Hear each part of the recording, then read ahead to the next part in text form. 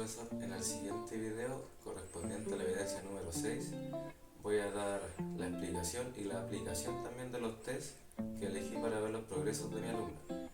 Tenemos una parte de test antropométrico y otra parte de test físico. Profesor, en la primera parte tenemos los test relacionados con la antropometría, los cuales son tres. El primero es el índice de masa corporal, el IMC. Segundo tenemos el índice de cintura-cadera, el ICC. Y como tercero también tenemos algunos perímetros corporales, los cuales son el del hombro, bíceps contraído y bíceps relajado.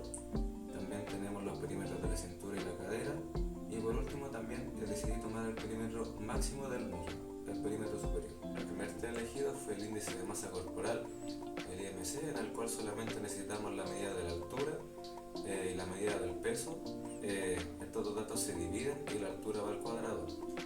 El indicativo que nos da el IMC, el riesgo de padecer alguna obesidad o sobrepeso. Como segundo test elegí evaluar el índice de cintura-cadera, el ICC, el cual nos da un indicador de cuál es el riesgo de una persona de padecer alguna enfermedad cardiovascular.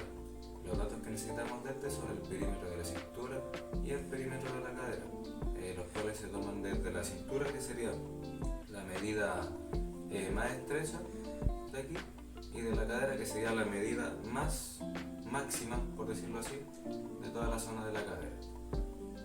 Como tercer test elegido para la evaluación antropométrica, elegí los perímetros corporales. En este caso elegí tanto los perímetros de hombro como también el de brazo contraído, relajado, el perímetro de la cintura, de la cadera y por último el perímetro superior del muslo. ¿Cómo debemos tomar los perímetros? En el caso del perímetro de los hombros sería la anchura máxima que nos dé del deltoide en la parte medial. En la parte del perímetro del bíceps relajado sería la distancia desde el acromio hasta el radio.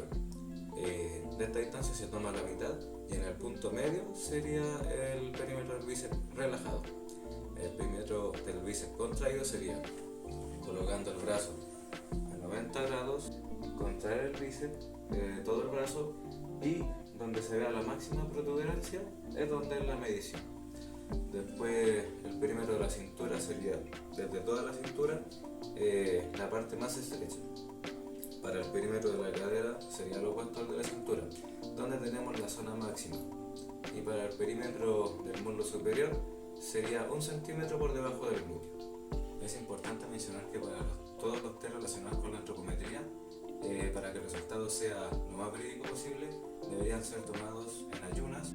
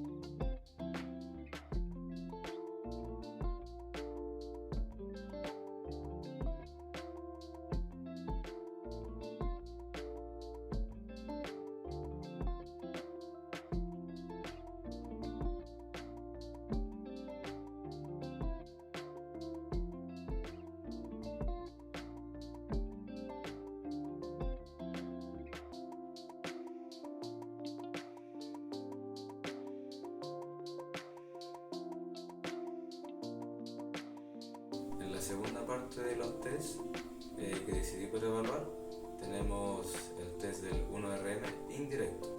Los movimientos que he elegido para realizar el test del 1RM indirecto fueron la sentadilla hack, el press banca y el peso muerto.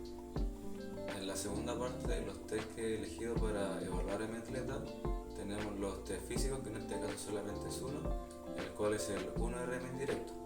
Como debemos realizar la toma del test, bueno, nos citamos en el gimnasio, nuestro atleta llega, le pedimos que haga una movilidad articular de todo el cuerpo, movilidad general.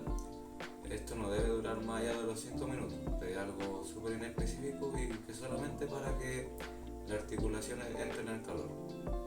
Después de esto pasamos al calentamiento específico, en el cual comenzamos a realizar ya el movimiento del cual vamos a tomar la medición.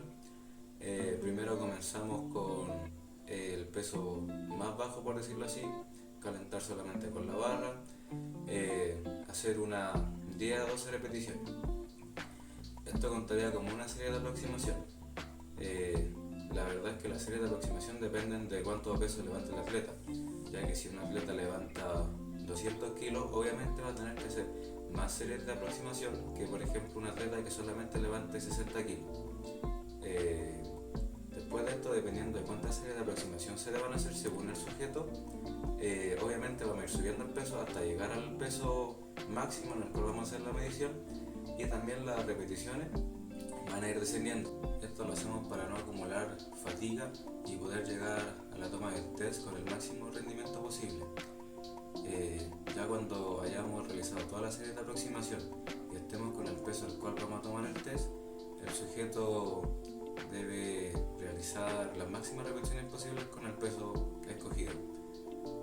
Cabe destacar también de que cuando vamos haciendo la serie de aproximación, los descansos deben variar entre 2 a 5 minutos.